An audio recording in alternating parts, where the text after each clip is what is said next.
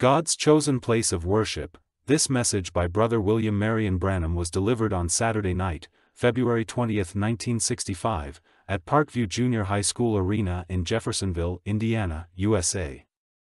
தேவனால் தெரிந்து கொள்ளப்பட்ட ஆராதனை ஸ்தலம். இந்த செய்தியானது சகோதரன் வில்லியம் மரியன் பிரங்கம் அவர்களால் 1965 வருடம் பிப்ரவரி மாதம் 20 சனிக்கிழமை இரவில் அமெரிக்கா, இந்தியானா, ஜெபர்சன்வில்லில் உள்ள பார்க்வியூ ஜூனியர் உயர்நிலைப் பள்ளி அரங்கத்தில் அளிக்கப்பட்டது. They say today I've had people tell me, a man called me not long ago in Beaumont, Texas. இன்றைக்கு அவர்கள் சொல்லுகிறார்கள், அப்படி என்னிடத்தில் சொல்லுகின்ற ஜனங்கள் உண்டு. பீமான் டெக்சாஸில் சமீபத்தில் ஒரு மனிதன் என்னை அழைத்து, He said, Mr. Branham, if your name is not on our church book, you cannot go to heaven. பிரண்ணாம் அவர்களே, உம்முடைய பெயரானது எங்களுடைய சபை புத்தகத்தில் இல்லை என்றால் உம்மால் பரலோகம் போக முடியாது என்று சொன்னான். Would you ever think of that? நீங்கள் அப்படியா எப்பொழுதாவது நினைத்ததுண்டா? Don't you believe such a thing as that? அப்படிப்பட்டது ஒரு காரியத்தை நீங்கள் நம்பாதேயுங்கள். They think you have to belong to that certain church or you cannot go to heaven. That's wrong. நீங்கள் அந்த குறிப்பிட்ட சபையை சேர்ந்திருக்க வேண்டும் அல்லவென்றால் நீங்கள் பரலோகம் போக முடியாது என்று அவர்கள் நினைக்கிறார்கள். அது தவறானது. To believe that is Antichrist. அதை விசுவாசிப்பது அந்தி கிறிஸ்துவாய் இருக்கிறது. So I say this, if you believe such a spirit, you're lost. நான் இதை சொல்லுகிறேன், அப்படிப்பட்டதொரு ஆவியை நீங்கள் விசுவாசிப்பீர்களே ஆனால் நீங்கள் எழுந்து போனவர்களாய் இருப்பீர்கள். That's a good sign you are lost because it's taken away from what God did. நீங்கள் எழுந்து போய்விட்டீர்கள் என்பதற்கு அது ஒரு நல்ல அடையாளமாய் இருக்கிறது. ஏனென்றால் தேவன் செய்த வழியிலிருந்து அது உங்களை தூர கொண்டு போகிறதா இருக்கிறது. God never put his name in any church. தேவன் ஒருபோதும் தம்முடைய நாமத்தை எந்த சபையின் மேலும் தரிக்கவில்லை. He put it in his son Christ Jesus when he and his son became one. கிறிஸ்து இயேசுவாகிய அவருடைய குமாரனில் அவரும் அவருடைய குமாரனும் ஒன்றான போது அவரை தரிப்பித்தார். That's the genuine place of worship. அதுதான் அசலான ஆராதனை ஸ்தலம். No other foundations is laid, no other rock. வேறு எந்த அஸ்திபாரமும் வேறு எந்த கன்மலையும் போடப்படவில்லை. On Christ the solid rock I stand, all other grounds is sinking sand. கிறிஸ்துவாகிய கன்மலையின் மேல் நான் நிற்கிறேன், மற்றெல்லா ஸ்தலமும் அமிழ்ந்து போகும் மணலாய் இருக்கிறது. Denominations will crumble and fall, nations will pass away, but he will remain forever. ஸ்தாபனங்கள் நொறுங்கி விழுந்து போகும், தேசங்கள் இல்லாமற் போகும், ஆனால் அவரோ என்றென்றைக்குமாய் நிலைத்திருப்பார். No other place that a man can find to worship God that God will speak back to him. Amen. No place but in Christ Jesus. தேவனை ஆராதிக்கவும் அவர் மறு உத்தரவாய் பேசவும் கூடியதான ஒரு ஸ்தலத்தை மனிதனால் கண்டுபிடிக்க முடியவில்லை. கிறிஸ்து இயேசுவை தவிர வேறு ஒரு ஸ்தலமும் இல்லை. That's the only place that God chose to put his name, and the only place that he needs man to worship. அந்த ஒரே ஒரு ஸ்தலம் தான் தேவன் தம்முடைய நாமத்தை தரிப்பிக்க தெரிந்து கொண்டதான ஒரே ஸ்தலம் அதுதான். ஆராதிப்பதற்காக அவர் மனிதனை சந்திக்கின்றதான ஒரே ஒரு ஸ்தலம் அதுதான். You're lost to believe anything else. மற்றதையே விசுவாசிப்பதென்றால் நீங்கள் இழந்து போனவர்களாவீர்கள். Notice all 7 Jewish feasts was kept in the same place. கவனியுங்கள், எல்லா 7 யூத பண்டிகைகளும் அங்கே ஒரே இடத்தில் தான் ஆசரிக்கப்பட்டது. They never kept one feast here for the Methodists and one over here for the Baptists. அவர்கள் அங்கே ஒரு பண்டிகையை மெத்தடிஸ்டுகளுக்காகவும் இன்னொன்றை அங்கே பாப்டிஸ்டுகளுக்காகவும், One over there for the Presbyterian, one back here for the Catholic, and one for the Protestant. பிரஸ்பிட்டேரியன்களுக்காக ஒன்றையும் அங்கேயும் கத்தோலிக்கர்களுக்காக ஒன்றையும் இங்கேயும் புரொட்டஸ்டன்ட்களுக்காக ஒன்றையுமாய் வைக்கவில்லை. All 7 feasts was kept in the same place. எல்லா 7 பண்டிகைகளும் அந்த ஒரே ஸ்தலத்தில் தான் ஆசரிக்கப்பட்டது. It's a very beautiful type here. இங்கே அது ஒரு அழகான பாவனையாய் இருக்கிறது. We just went through the 7 church ages, going to show that God keep all 7 church ages in the Word. நாம் சமீபத்தில் தான் 7 சபை காலங்களை குறித்து தியானித்தோம். தேவன் 7 சபை காலங்களையும் தம்முடைய வார்த்தையில் கொண்டிருந்தார் என்பதை காட்டப் போகிறோம். For each church age produced a part of the Word.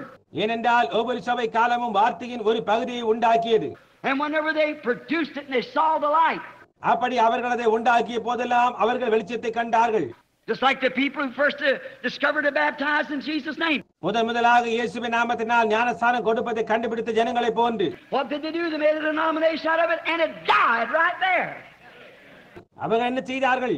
அவர்கள் அதை கொண்டு ஒரு ஸ்தாபனத்தை உண்டாக்கி சரியாக அங்கேயே அது மரித்தது. Then God moved right out into somebody else.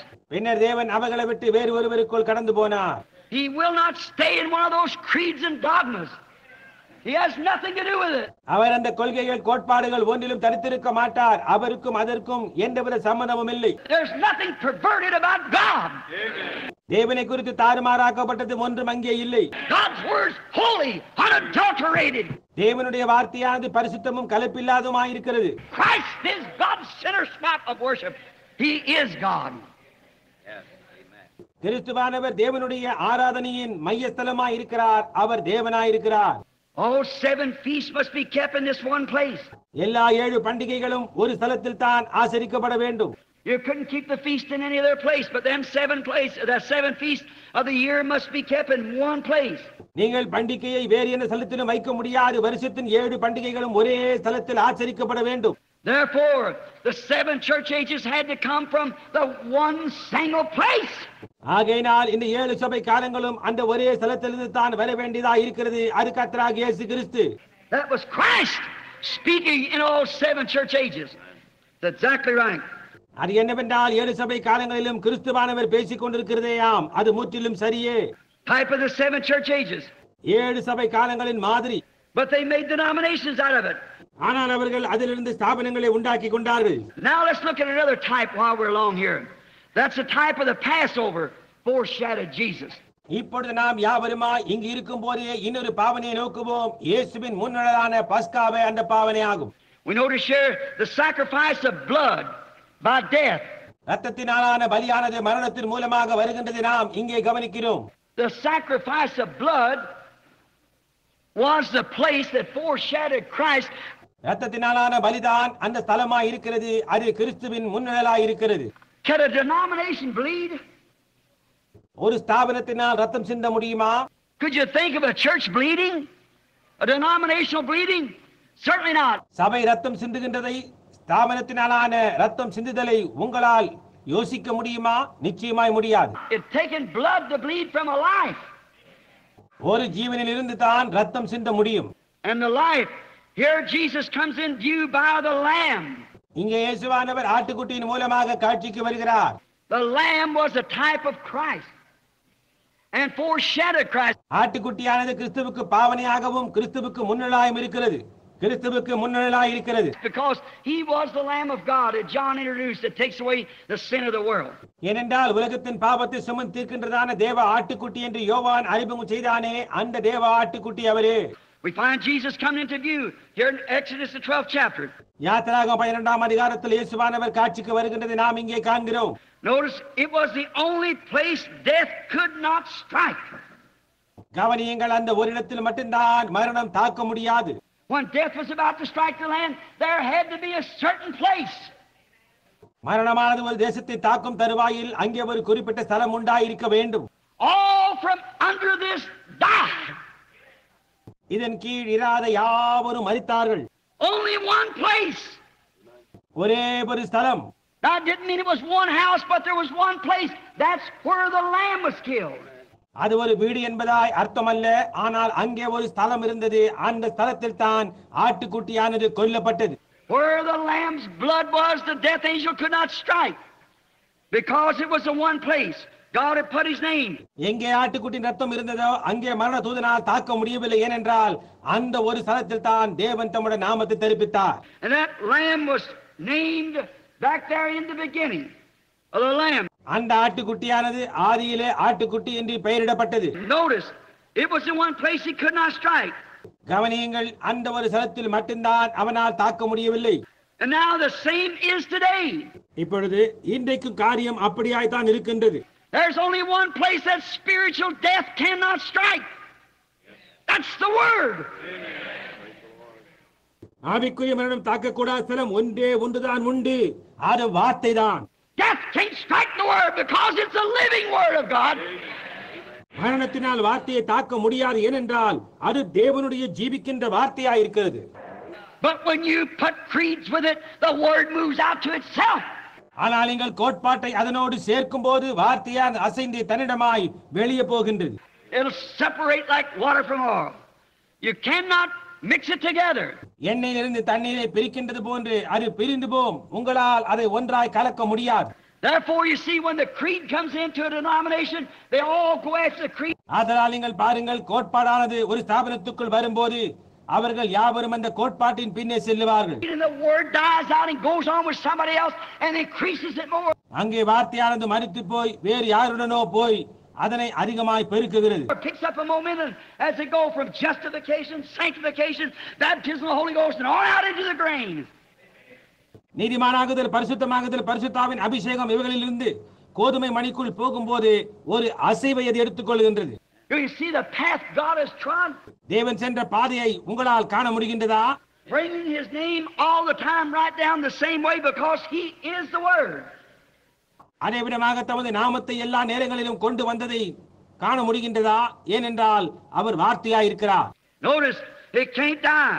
The word of life can't die. கவனிக்கவும், அதனால் மரிக்க முடியாது. ஜீவனுடைய வார்த்தையினால் மரிக்க முடியாது. Notice how perfect. Now, இப்பொழுது எவ்வளவு பரிபூர்ணமாய் இருக்கிறது என்று கவனியுங்கள். the death angel was not forbidden to strike Egypt's great intellectual people. மரண தூதனானவன் எகிப்தின் மகா பெரிய கற்றறிந்த ஜனங்களை தாக்க தவிர்க்கப்படவில்லை. It wasn't forbidden to strike its sacred lands, அதன் புனித நிலங்களை தாக்க தவிர்க்கப்படவில்லை.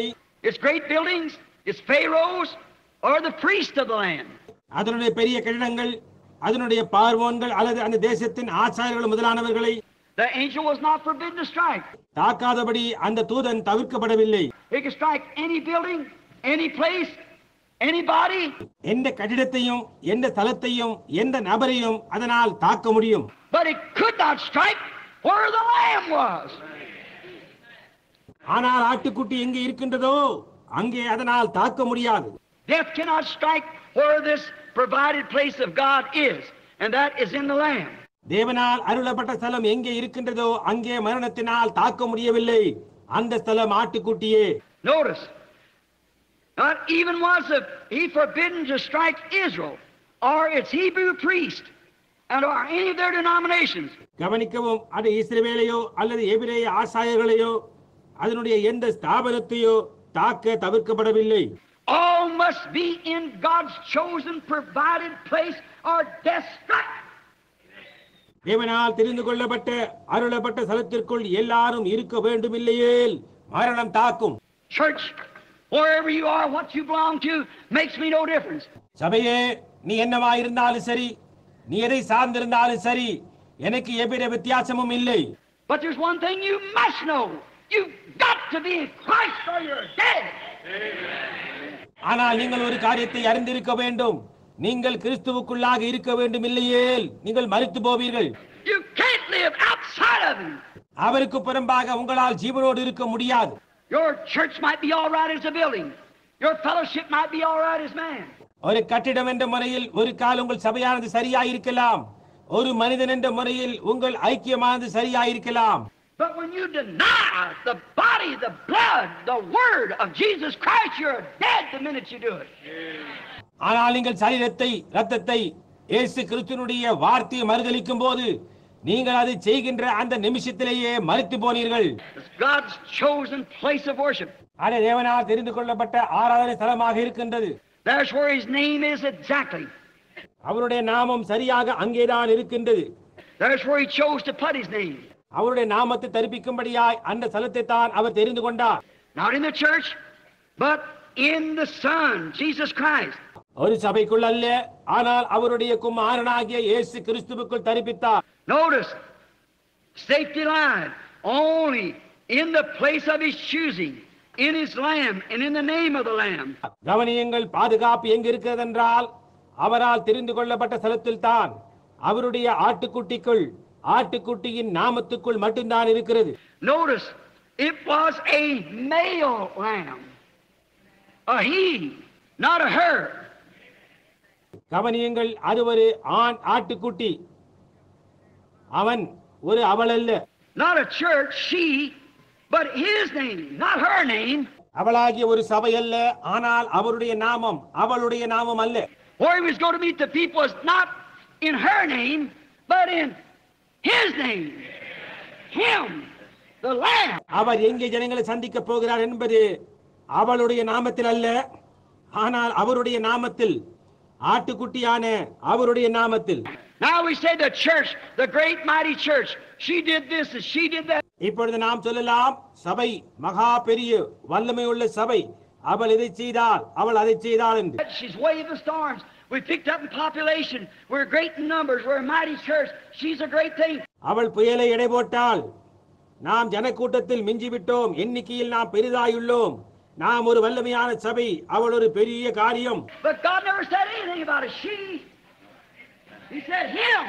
ஆனால் தேவன் அவள் என்பதை குறித்து ஒரு காரியம் சொல்லவில்லை. அவர் என்று குறித்து தான் சொல்லி இருக்கிறார். Him is the meeting place. The Lamb, not the church. அவர் என்பது தான் சந்திக்கும் ஸ்தலம். ஆட்டுக்குட்டி சபை அல்ல. Not her name, but his name.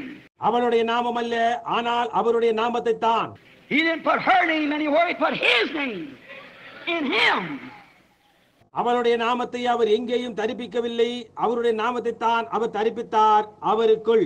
That's why all we must do, or word or deed, we must do it all in the name of Jesus Christ. அது நிமித்தமாக நாம் யாவரும் செய்ய வேண்டுவதெல்லாம் அல்லது வார்த்தையினாலோ அல்லது கிரியையினாலோ நாம் எதை செய்தாலும் இயேசு கிறிஸ்துவின் நாமத்தினால் செய்ய வேண்டும். If we pray, we got to pray in the name of Jesus. ஜெபித்தால் இயேசுவின் நாமத்தினாலே நாம் அதை செய்ய வேண்டும். If we ask petition, we've got to ask in Jesus' name. நாம் ஏதாவது வேண்டிக் கொண்டால் அதை இயேசுவின் நாமத்தினால் தான் கேட்டுக்கொள்ள வேண்டும். If we walk in Jesus' name. நாம் நடந்தால் இயேசுவின் நாமத்தினால் தான் நாம் நடக்க வேண்டும். If we talk in Jesus' name. நாம் பேசினால் இயேசுவின் நாமத்தினால் தான் பேச வேண்டும். If we baptize, we've got to baptize in the name of Jesus Christ. நாம் ஞானஸ்நானம் கொடுத்தால் இயேசு கிறிஸ்துவின் நாமத்தினால் தான் நாம் ஞானஸ்நானம் கொடுக்க வேண்டும். For all that we do in word or deed, do it in the name of Jesus Christ. ஏனென்றால் வார்த்தையினாலோ அல்லது கிரியினாலோ நாம் செய்கின்ற யாவற்றையும் இயேசு கிறிஸ்துவின் நாமத்தினால் செய்யுங்கள். A fellow said to me one time discussing that. He said, Brother Branham, my wife, ஒரு சமயம் ஒருவர் என்னிடத்தில் வந்து அதை குறித்து விவாதித்து பேசுகையில் சொன்னான், சகோதர பிரண்ணாம், என்னுடைய மனைவி, her name is such and such. He's a minister, maybe sitting here now. அவள் பெயர் இதுதான், அவன் ஒரு ஊழியக்காரன், ஒரு கால் இங்கு உட்கார்ந்து கொண்டிருக்கலாம். And he said, my wife said she's got my name. அவன் என்னிடத்தில் என்னுடைய மனைவி அவள் என்னுடைய பெயரை தரித்து கொண்டாள். I'll just say Jones because it wasn't Jones. நான் வெறுமனே ஜோன்ஸ் என்று சொல்லுகிறேன், ஏனென்றால் அவன் ஜோன்ஸ் அல்ல. He said, now she don't have to get up in the morning, get the broom and say, now I sweep the floor in the name of Jones. அவன் சொன்னான், அவள் அதிகாலையில் எழுந்திருந்து துடைப்பத்தை எடுத்துக்கொண்டு நான் இப்பொழுது ஜோன்ஸின் நாமத்தினால் தரையை பெருக்க போகிறேன். And I wash the dishes in the name of Jones. நான் ஜோன்ஸின் நாமத்தினால் பாத்திரங்களை கழுவுகிறேன். And I patch the clothes in the name of Jones. நான் ஜோன்ஸின் நாமத்தினால் துணிகளுக்கு துண்டு போடுகிறேன் என்று சொல்ல வேண்டிய அவசியம் இல்லை. He said, I don't think you have to call any name at all. நீங்கள் எந்த நாமத்தையும் உச்சரிக்க வேண்டிய அவசியம் இல்லை என்று அவன் சொன்னான். I said, I believe you do. Right. நான் அதற்கு நீர் அப்படித்தான் செய்கிறீர் என்று நான் நம்புகிறேன், அது சரி என்றேன். And he said, well, why? She don't have to say, everything she does is in the name of Jones to begin with. அவர் அதற்கு சரி, அவள் சொல்ல வேண்டிய அவசியம் இல்லை, துவங்கும் போதே அவள் செய்கின்ற எல்லா காரியமும் ஜோன்ஸின் நாமத்தை தான் செய்கிறாள் என்றான். I said, but you never walk down on the street and got her and say, come on, Jones. நான் சொன்னேன், ஆனால் நீ ஒருபோதும் வீதியில் நடந்து போய் அவளை சந்தித்து ஜோன்ஸ் வா என்று அழைத்ததில்லை. She had to become first by a ceremony. Amen. A marriage ceremony, Jones. முதலாவதாக ஒரு கல்யாண வைபவத்தின் மூலமாக அவள் ஜோன்ஸாக ஆக வேண்டும். If she didn't, you're living in adultery. அப்படி அவள் செய்யவில்லை என்றால் நீ விபசாரத்தில் ஜீவிக்கின்றாய் என்பதாகும். And if you're baptized any other way but in the name of Jesus Christ, it's an adultery baptism, which is written down in the Bible. நீங்கள் இயேசு கிறிஸ்துவின் நாமத்தினால் அல்லாமல் வேறு ஏதாவது விதமாக வேதத்தில் காணப்படாத விதமாக ஞானஸ்நானம் பெற்றிருப்பீர்களேயானால் அது ஒரு விபசார ஞானஸ்நானம். Then what you do in word and deed, do it all in the name of Jesus. அப்படியானால் நீங்கள் வார்த்தையினாலோ அல்லது கிரியினாலோ எது செய்தாலும் அதை இயேசுவின் நாமத்தினால் செய்யுங்கள். After that, what you do, but first you have to come in His name. அதற்கு பிறகு நீங்கள் என்ன செய்ய வேண்டும் என்றால், ஆனால் முதலாவதாக நீங்கள் அவருடைய நாமத்தில் தான் வர வேண்டும். There's many fine women in this building tonight, fine loyal women, but there's one Miss William Branham. இன்றிரவு கட்டிடத்தில் அநேக அருமையான பெண்மணிகள், நேர்த்தியான உண்மையுள்ள பெண்கள் இருக்கிறார்கள். ஆனால் அங்கே ஒரே ஒரு திருமதி வில்லியம் பிரண்ணாம் தான் இருக்கிறார். She's the one goes home with me. She's the one that's my wife. அவள் ஒருவள் தான் என்னோடு கூட வீட்டிற்கு போக போகிறவள். அவள் ஒருத்தி தான் என்னுடைய மனைவி. There's fine people in the world, fine churches, but there's one Miss Jesus Christ. Amen. And that's who he's coming for. உலகத்தில் அருமையான ஜனங்கள், அருமையான சபைகள் இருக்கின்றன. ஆனால் அங்கே ஒரே ஒரு திருமதி இயேசு தான் இருக்கிறார். அவளுக்காகத்தான் அவர் வருகின்றார். That's where his name lay. அங்கேதான் அவருடைய நாமம் தங்கி இருக்கின்றது. That's where his worship is. Amen. In her and her alone. That is true. அங்கேதான் அவருடைய ஆராதனை இருக்கின்றது. அவளுக்குள், அவளோடு மட்டும்தான். அது உண்மை. Oh yes sir. We find that to be true. ஓ ஆமையா, அது உண்மை என்று நாம் கண்டறிந்தோம். Now that's why all we do in word or deed, we do it in the name of Jesus Christ. இப்பொழுது அது நிமித்தமாகத்தான் நாம் வாக்கினாலோ கிரியினாலோ எது செய்தாலும் அதை இயேசு கிறிஸ்துவின் நாமத்தினால் செய்கிறோம். There is not another name given under heaven for salvation but the name of Jesus Christ. வானத்தின் கீழே நாம் ரட்சிக்கப்படும்படியாக இயேசு கிறிஸ்துவின் நாமமே அல்லாமல் வேறொரு நாமம் கொடுக்கப்படவில்லை. Acts the 2nd chapter says that, for be it known unto you there's not another name given under heaven whereby a man must be saved, only in the name of Jesus Christ. அப்போஸ்தலர் 2ஆம் அதிகாரம் கூறுகின்றது, நாம் ரட்சிக்கப்படும்படிக்கு வானத்தின் கீழெங்கும் அவருடைய நாமமே அல்லாமல் வேறொரு நாமம் கட்டளையிடப்படவும் இல்லை என்று உங்கள் எல்லாருக்கும் தெரிந்திருக்க கடவது. Amen. I hope you get it. Amen. ஆமென். நீங்கள் யாவரும் புரிந்து கொண்டீர்கள் என்று நான் நம்புகிறேன். The name of Jesus Christ, every highest heaven has named him. இயேசு கிறிஸ்துவின் நாமத்தினால் மட்டுமே ஒவ்வொரு உயர்ந்த வானமும் அவர் பெயரில் சூடப்பட்டுள்ளது. All the family in heaven is named Jesus, the Bible said. பரலோகத்தில் உள்ள குடும்பத்திற்கும் நாமகாரணர் இயேசு என்று வேதம் கூறுகின்றது. And all the family on earth is named Jesus. பூமியில் உள்ள முழு குடும்பத்திற்கும் நாமகாரணர் இயேசு. So that's God's chosen name and where he's put it. Amen. ஆகவே அதுதான் தேவனுடைய தெரிந்து கொள்ளப்பட்ட ஸ்தலமும் அங்கேதான் அவர் அதை தரிப்பித்தார். That's his place of worship is in Jesus Christ. அதுதான் அவருடைய ஆராதனை ஸ்தலம், அதுதான் இயேசு கிறிஸ்துவுக்குள்ளாக. Now we know that to be so. அது அப்படியாகத்தான் இருக்கிறது என்று நாம் அறிவோம். No other place to worship but in him. ஆராதிக்க அவருக்குள்ளே அல்லாமல் வேறொரு ஸ்தலம் இல்லை. There's no another name under heaven given among men whereby they must be saved. வானத்தின் கீழெங்கும் மனுஷர்களுக்குள்ளே அவர்கள் ரட்சிக்கப்படும்படிக்கு அவருடைய நாமமே அல்லாமல் வேறொரு நாமம் கட்டளையிடப்படவில்லை. His is God's name of redemption. அவருடைய நாமமே தேவனுடைய மீட்பின் நாமமாய் இருக்கிறது. God has a name called Jehovah Jireh, Jehovah Rapha. தேவனுக்கு ஏகோவா ஈரே, ஏகோவா ரப்பா என்று அழைக்கப்பட பெயர்கள் உண்டு. Jehovah Jireh, the Lord forgives all our sins. Jehovah ஈரே, உன்னுடைய பாவங்கள் எல்லாவற்றையும் மன்னிக்கின்ற கர்த்தர். Jehovah Rapha, the Lord heals all our diseases. Jehovah ரப்பா, உன்னுடைய வியாதிகள் எல்லாவற்றையும் சுத்தப்படுத்துகிற கர்த்தர் என்பதாகும். He had many titles, but he's got one name of redemption that belongs to the human race, and that is the name of Jesus. அவருக்கு அநேக பட்ட பெயர்கள் உண்டு, ஆனால் மனுஷீக வர்க்கத்துக்கு சார்ந்ததான ஒரு மீட்பின் நாமம் அவருக்கு உண்டு. அது கர்த்தராகிய இயேசு கிறிஸ்துவின் நாமமே. That's his name he chose to put. அதுதான் அவருடைய நாமம். அதைதான் அவர் தரிப்பிக்கும்படியாய் தெரிந்து கொண்டார். Where did he put it? He put it in Christ. அவர் அதை எங்கே தரிப்பித்தார்? அவர் அதை கிறிஸ்துவுக்குள் வைத்தார். All other church names, creeds, titles is death to trust them. மற்றெல்லா சபை பெயர்களும் கோட்பாடுகளும் பட்டங்களும் அவைகள் நம்புவதென்றால் அது மரணம் தான். You're trusting the Methodist Church to take you to heaven, you're lost.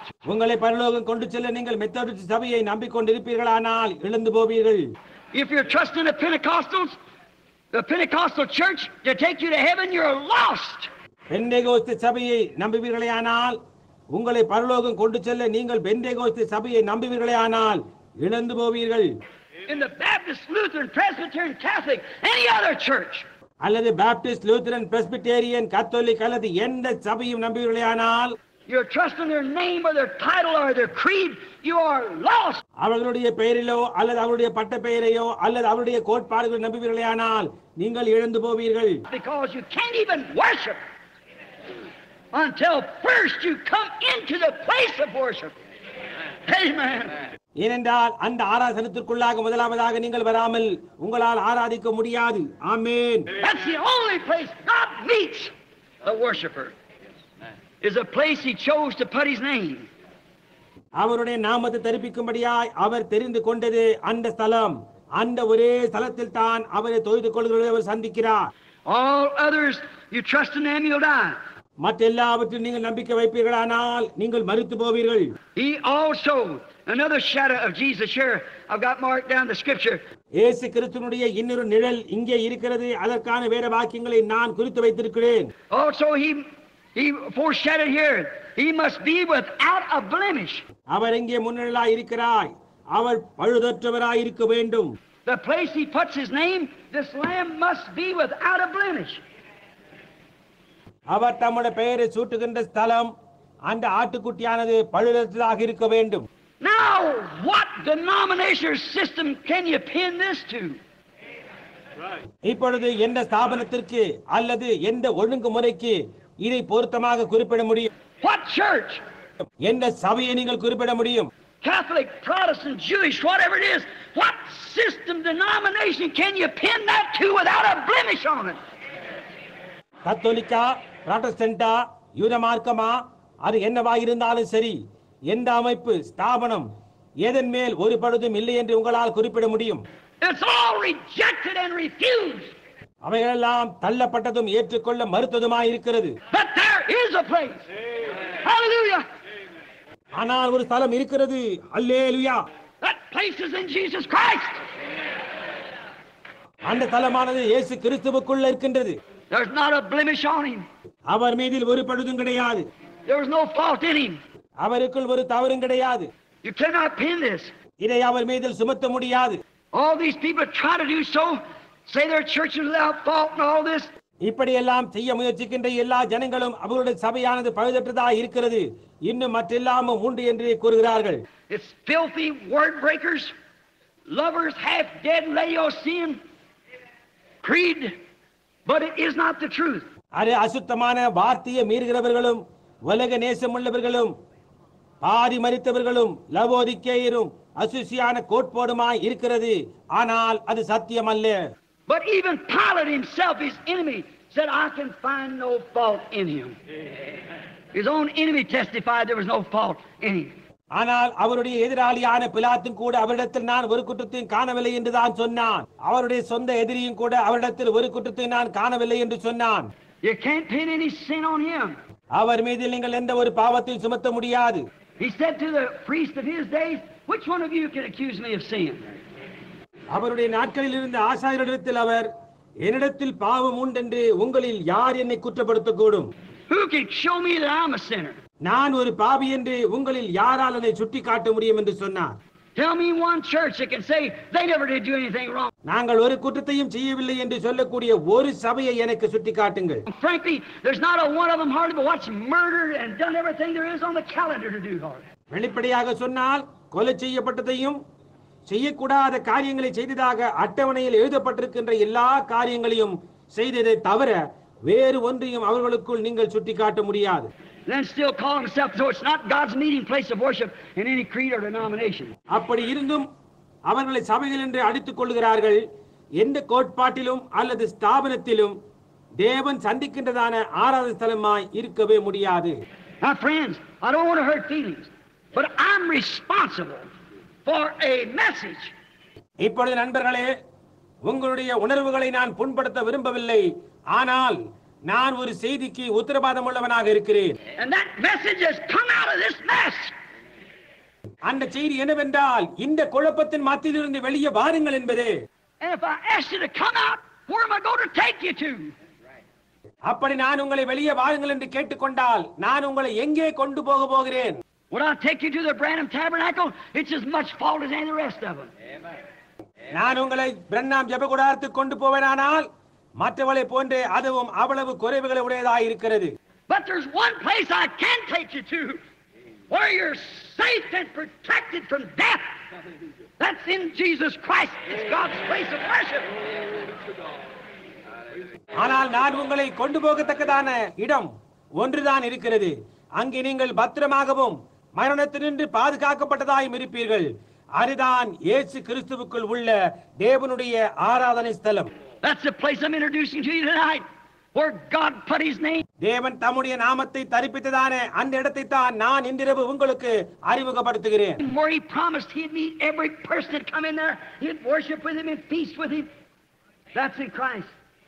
அங்கே அதற்குள்ளாக வருகின்ற ஒவ்வொரு நபரையும் நான் சந்திப்பேன் என்று அவர் வாக்களித்துள்ளார்.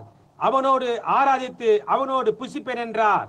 அதுதான் கிறிஸ்துவுக்குள்ளாக. Not in no church, no tabernacle, but in Christ he is God's tabernacle. எந்த ஒரு சபைக்குள்ளும் அல்ல, எந்த கூடாரத்திலும் அல்ல, ஆனால் கிறிஸ்துவுக்குள்ளாக அவரே தேவனுடைய வாசஸ்தலமாய் இருக்கிறார். He is a place that God came into himself and dwelt in him. தேவன் உள்ளே வந்ததுமான ஸ்தலம் அவரே, வந்து அவருக்குள் வாசம் பண்ணினதும் அவரே. This is my beloved son in whom I'm pleased to dwell in. இவர் என்னுடைய நேசகுமாரன், நான் இவருக்குள் வாசம் பண்ண பிரியமாயிருக்கிறேன். There's where God tabernacle brought his name and placed it upon Jesus Christ. அங்கேதானே தேவன் வாசம் பண்ணி தம்முடைய நாமத்தை கொண்டு வந்து அதன் பேரில் அதை சூட்டினார், இயேசு கிறிஸ்துவின் பேரில். Therefore his name was put in a man, his son Jesus Christ, in which he tabernacled himself. ஆகையினால் அவருடைய நாமமானது ஒரு மனிதனின் மேல், அவருடைய குமாரனின் மேல், இயேசு கிறிஸ்துவின் மேல் சூடப்பட்டது. அவர் அவருக்குள்ளாக குடிகொண்டார். And in that tabernacle, or in a type, the old Jerusalem, பழைய எருசலேமின் பாவனையாக சொல்லப்பட்ட அந்த வாசஸ்தலத்தில், the old feast, the old temple was a type. பழைய பண்டிகைகள், பழைய வாசஸ்தலம் ஒரு பாவனையாக இருந்தது. When the smoke come in, the day that the ark went into the covenant and settled down, and the voice of God was heard from it. உள்ளே புகையானது வந்தபோது, அதாவது உடன்படிக்கை பெட்டியானது ஒரு உடன்படிக்கையாய் உள்ளே கொண்டு வரப்பட்ட நாளிலிருந்து அதற்குள்ளிருந்து தேவனுடைய சத்தமானது கேட்கப்பட்டது. So did the voice of God be heard coming into the tabernacle, Jesus Christ. அதே விதமாக இயேசு கிறிஸ்துவாகிய வாசரத்துக்குள் வரும்போது தேவனுடைய சத்தமானது கேட்கப்படும். Which the old natural was a type and a shadow of the new. அதில் அந்த இயற்கையான பழைய காரியமானது புதிய காரியத்திற்கு ஒரு பாவனையாயும் நிழலாயும் இருக்கிறது. And when he come into Christ, he said, "This is my beloved son in whom I'm pleased to dwell in." அவர் கிறிஸ்துவுக்குள்ளாக வந்தபோது அவர் சொன்னார், இவர் என்னுடைய நேசகுமாரன், நான் இவருக்குள் வாசம் பண்ண பிரியமாயிருக்கிறேன். And I'll choose a place where I'll put my name and where I will meet man and where I will worship at. நான் ஒரு ஸ்தலத்தை தெரிந்து கொண்டு அங்கே என்னுடைய நாமத்தை சூட்டுவேன், அங்கே நான் மனிதனை சந்திப்பேன், அங்கே தான் நான் ஆராதிக்கப்படுவேன் என்று சொன்னார். God chose the place. தேவன் ஸ்தலத்தை தெரிந்து கொண்டார். Not in no church denomination, but in Jesus Christ. Yes, sir. எந்த ஒரு சபை ஸ்தாபனத்திலும் அல்ல, ஆனால் இயேசு கிறிஸ்துவுக்குள். ஆமையா. You must also be without a blemish, as I said. நான் சொன்னது போன்று ஒரு பழுதும் இல்லாதவராய் அவர் இருக்க வேண்டும். No denomination can claim that. They do their Antichrist. எந்த ஒரு ஸ்தாபனமும் அதை தனக்கென்று உரிமை பாராட்ட முடியாது. அப்படி அவர்கள் செய்வார்களேயானால் அவர்கள் அந்தி கிறிஸ்துவாய் இருக்கிறார்கள். Now we find out. Here notice his shadow again.